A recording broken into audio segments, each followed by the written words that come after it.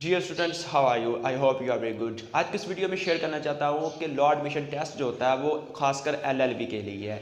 जिन student ने LLB में admission लेना हो वो लॉ एडमिशन टेस्ट में अप्लाई करते हैं और लॉ एडमिशन टेस्ट को देते हैं। अगर वो 100 में से 50 मार्क्स ले लेते हैं तो वो पास हो जाते हैं। अगर 50% से नीचे मार्क्स आ जाते हैं तो फेल कंसिडर किए जाते हैं।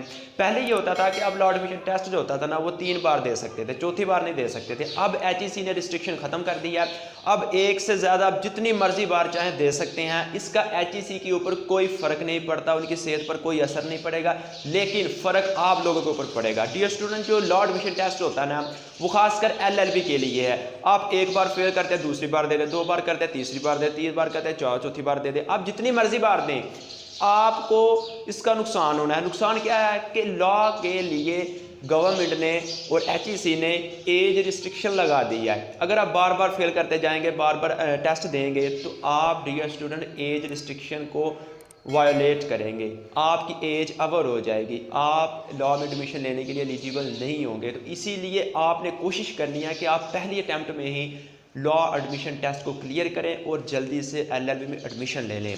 आज की इस वीडियो में मैं ओवरऑल लॉ एडमिशन टेस्ट के पूरे सिलेबस को एक्सप्लेन करना चाहता हूँ। वो कहाँ कहाँ से तैयारी करनी है वो सारा एक्सप्लेन करना चाहता हूँ। और मेरा चैलेंज है कि अगर आप इस वीडियो को पूरा देख लेते हैं प्रेपरेशन करने में लॉ एडमिशन टेस्ट की बहुत आसानी होगी। तो डियर स्टूडेंट, इसके ओवरऑल 1 बाय 1 जो सारे टॉपिक्स हैं सिलेबस के उन पे बात करते हैं। सबसे पहले डियर स्टूडेंट इसका ऐसे आएगा, आपको आएगा 15 मार्क्स का, 15 नंबर का ऐसे आएगा। ऐसे कि मैंने बहुत वीडियो बनाई हैं, आप चाहें तो मेरी प्ले लिस्ट में से देख सकते हैं। मैंने इसकी ऊपर डिटेल से वीडियो बनाई है और यूजफुल वीडियोज़ हैं। ऐसे को आपने किस तरह से लिखना है मैंने सारा तरीका बताया हुआ, आप उन वीडियो से देखकर अच्छी तरह से समझ सकते हैं।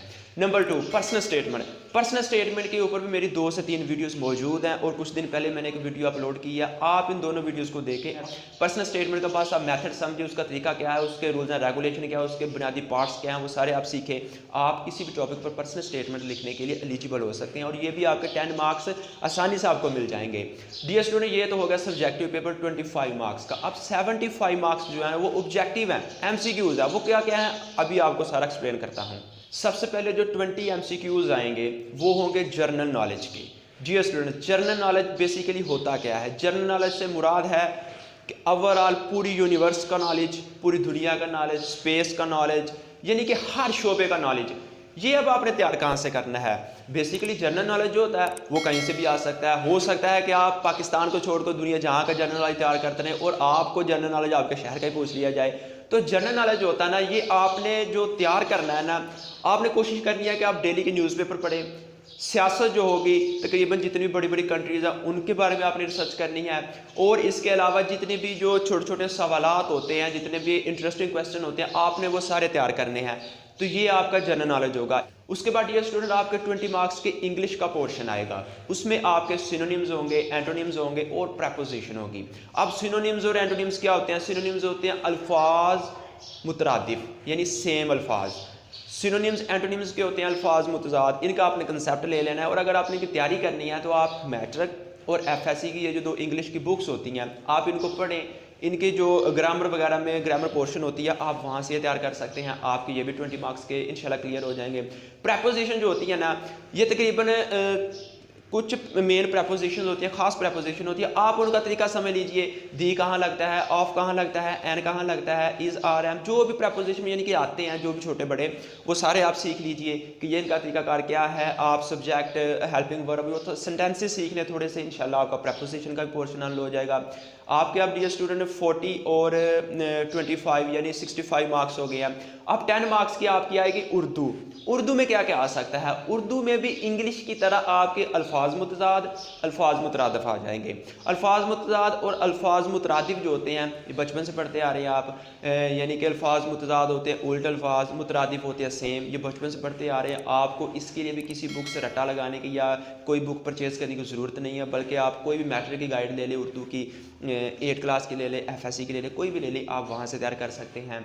उसके बाद डियर स्टूडेंट 10 मार्क्स के आपको पाक स्टडी आएगी।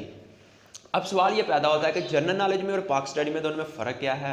जो जनरल नॉलेज है ना, वो आपको ओवरऑल पूरी वर्ल्ड का पूछा जा सकता है, वो किसी भी चीज़ का पूछा जा सकता है। जानवरों के बारे में पूछा जा सकता है, बिल्डिंग्स के बारे में पूछा जा सकता है, आपको व्हीकल्स के बारे में पूछा जा सकता है, किसी भी चीज़ के बारे में पूछा जा सकता है। लेकिन जो पाकिस्तान के बारे में मुतालिया पाकिस्तान पाक स्टडी, उसके 10 मार्क्स के MCQs होंगे।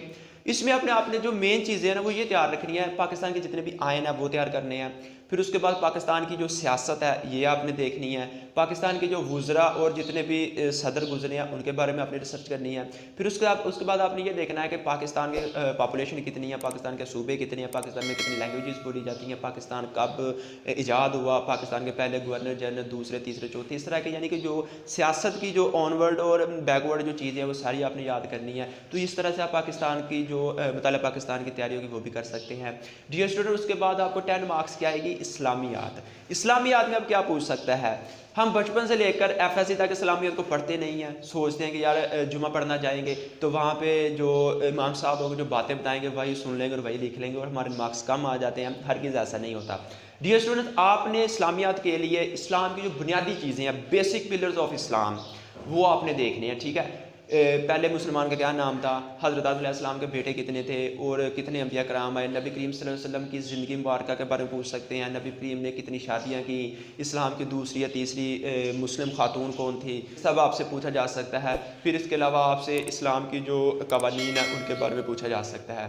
डियर स्टूडेंट, फिर उसके बाद आपको 5 नंबर का वो आएगा मैथमेटिक्स क्वेश्चन। इसमें मैथमेटिक्स क्वेश्चन में आपको मल्टीप्लिकेशन है, डिवीजन है, उसके बाद सब्ट्रैक्शन के क्वेश्चन आ सकते हैं, फिर प्लस के क्वेश्चन आ सकते हैं, एडिशन के क्वेश्चन।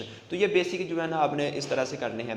अब ये सवाल ये पैदा होता है कि अगर हमने ये सारी तैयारी कर लिया तो फिर हम पेपर को किस तरह से अटैम्प्ट करें। तो डियर स्टूडेंट, सबसे पहले आपने MCQs को हल करना है। ठीक हो गया, MCQs को सबसे पहले आपने हल करना है। फिर उसके बाद आपने पर्सनल स्टेटमेंट और ऐसे की जानिब आना है। अगर आप पहले ऐसे और पर्सनल स्टेटमेंट लिखना शुरू कर देंगे तो आप बीच में से भूल जाएंगे, रुक जाएंगे, तो आपका टाइम वेस्ट होगा। तो इसीलिए आपने सबसे पहले सबसे पहले आपने जितने भी MCQs होंगे उनको हल करना है। और मैथमेटिक्स का पोर्शन आपने बेशक पर्सनल स्टेटमेंट ऐसे के बाद लिखना है, क्योंकि वो थोड़ा सा सॉल्विंग पोर्शन होता है, कॉम्प्लिकेटेड क्वेश्चन होते हैं, तो इसलिए आपने उसको एंड पे करना, और है भी वो 5 मार्क्स का। तो डियर स्टूडेंट्स, आज की इस वीडियो में इतना ही था कि आपने लॉर्ड मिशन टेस्ट को किस तरह से सॉल्व करना है और आपने किस तरह से लॉर्ड मिशन टेस्ट की जो है ना तैयारी करनी है। तो मिलते हैं वीडियो में, तब तक के लिए अल्लाह हाफ़िज़, and wish you all the best.